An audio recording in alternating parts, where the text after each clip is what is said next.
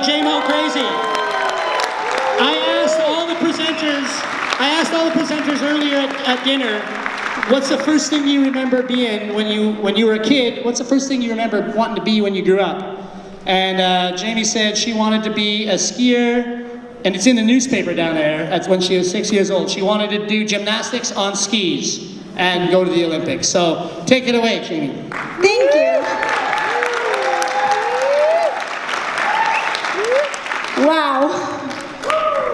So I'm Jamie Mocrazy, or as some of you might know me, Jamie Crane-Mauzy. And I gotta warn you, this is a pretty emotional experience for me to be up on the stage in Whistler. Right now, tonight is like, wow. I know, it's like, wow. I hardly ever choke up, but I never have things, I always have things to say.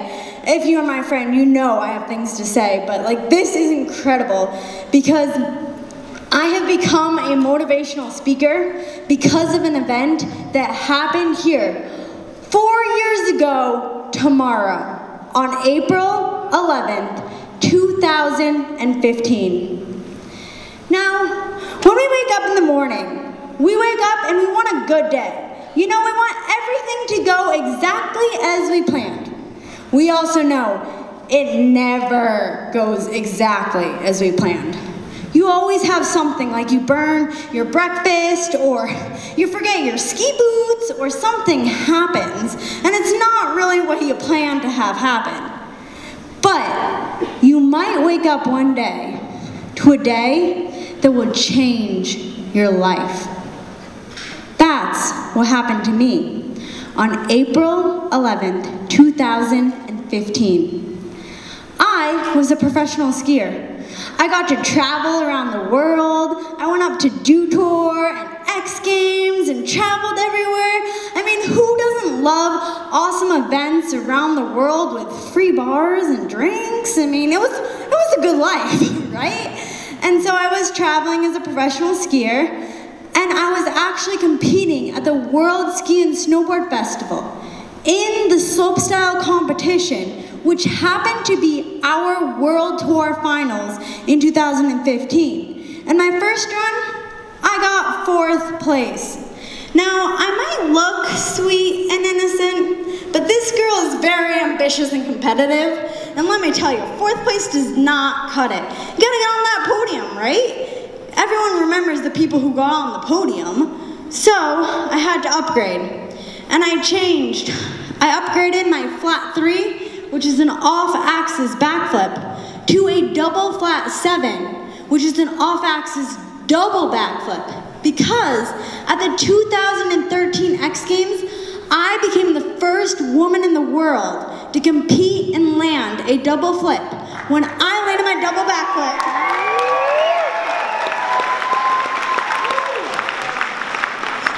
Thank you very much. So I knew I had a really good chance of getting on that podium with my double flat 7, right?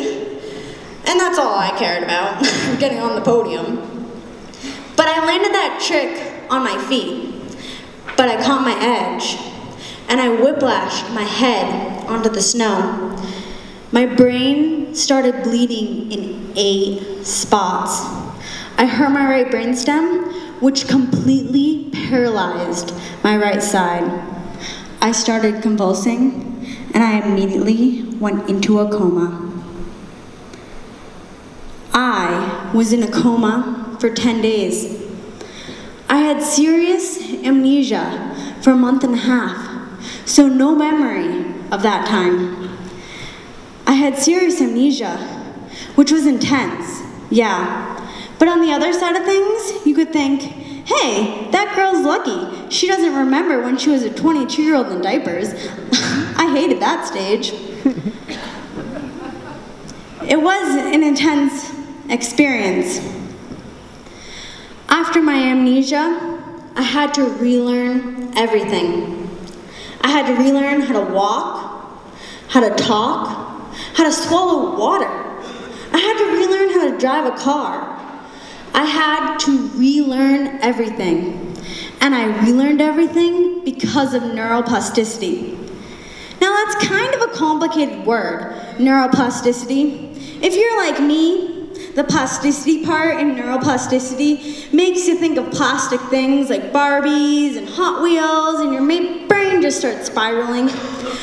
And you know, even if your partner or your parents think you have a plastic brain, you don't.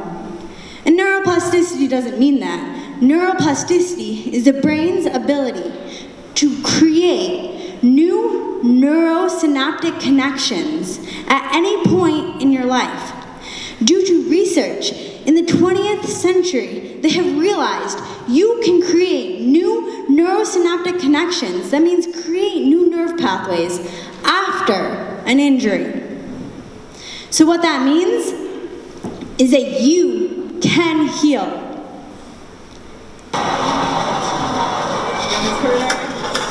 This is a video of me in my outpatient therapy.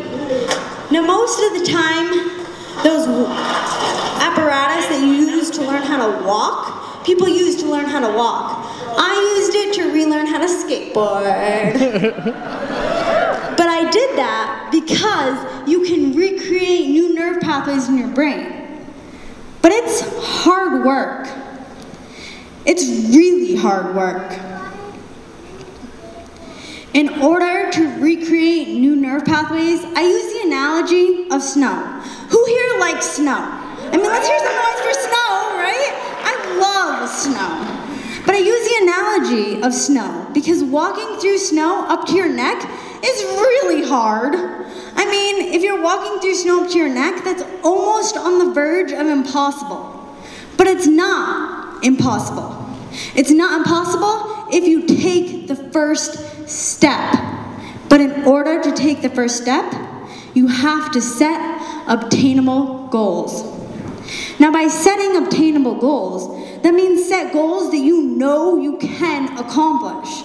So this picture was actually speaking at an event in Jackson Hole, Wyoming this fall. And I was ski touring with my mom and my boyfriend. It was a really fun time. But when I was in the hospital, I was relearning how to walk upstairs. I couldn't think of that goal because I was too far away. I couldn't accomplish it. It's okay to have those goals in the back of your mind, but you can't focus on them. You have to set obtainable goals. So at the time when I was in the hospital, I was learning how to walk up a flight of stairs. It took me 1 hour to walk up one flight of stairs with my family's help and my physical therapist's help. I couldn't do it by myself. So I walked up the flight of stairs, and then every day I set goals to go faster and farther. And by 12 days, by 1 month, I could walk up 12 flights of stairs in 3 minutes and 23 seconds because I set goals that I knew I could accomplish every single day. And during this procedure, every struggle you encounter in life, look at it with a growth mindset. Look at how you can learn and evolve from it. I mean, heck, I wanted to go to the Olympics. That didn't happen, but I get to speak on the stage. So there's always opportunities. There's always doors you can walk through if you look for those doors and you take the first step and you look at it with a growth mindset. And so I mentioned as soon as I came on the stage that I was here for the World Ski and Snowboard Festival. And they are pretty darn awesome because they invited me back for a 1-year anniversary. Now before that time, I didn't really realize how serious it was, my accident. I assumed my mom was being a mom and exaggerating a little bit.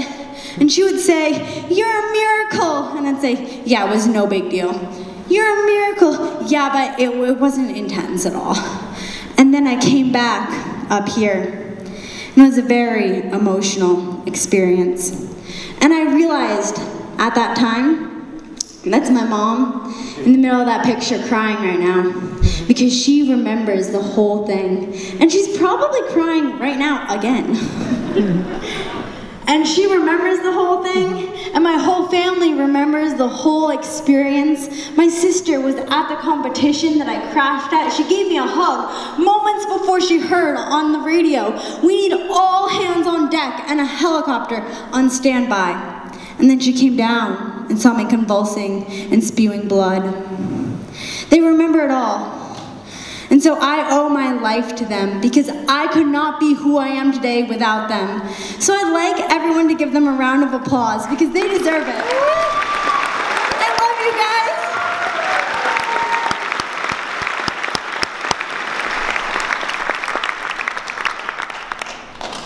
And I met my first responders.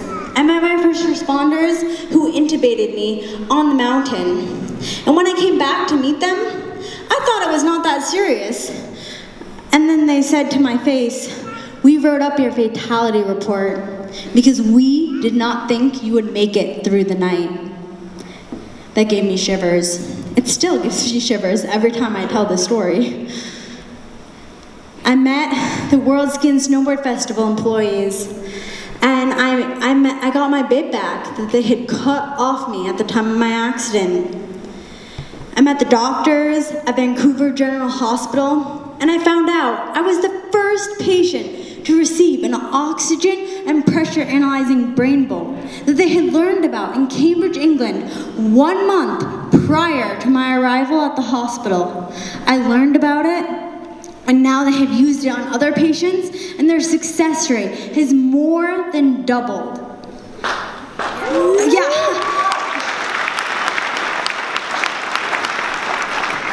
It's pretty shattering to hear that information. It was a very emotional and life-changing experience, and I realized I needed to talk and educate people about my experience and what I went through. My second year, it was just a release. We came back, because who can stay away from Whistler, right? I mean, come on, it's like the best mountain. It's so fun. Yeah, right? Woo! Let's give it up for Whistler! So we love Whistler. We came back, released, had fun.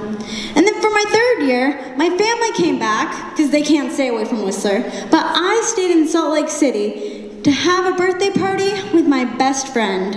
It was his birthday and my rebirth day. And so we stayed to have a celebration. And during that time, I really focused on self-love, loving who I currently was, not who I wanted to be in the future, or who I used to be in the past, but who I currently was that day. So I celebrated this self-love and opened myself up to receive all the love in my life. And I found out I was madly in love with that best friend. And so that best friend is on the front row right now, and it's his birthday tomorrow. And I'm madly in love with him. And I was able to find that out because I opened myself up to realizing who I currently was, what my current strengths were, my current weaknesses, who I was that day, not who I used to be, or who I wanted to be, but who I currently was. So open myself up for the miracles in my life. Because that's what you have to do. You have to open yourself up, and you have to believe in neuroplasticity. Look at every struggle in your life with a growth mindset, not a fixed mindset. Set obtainable goals. Love yourself throughout the whole process, and then you will create your own luck.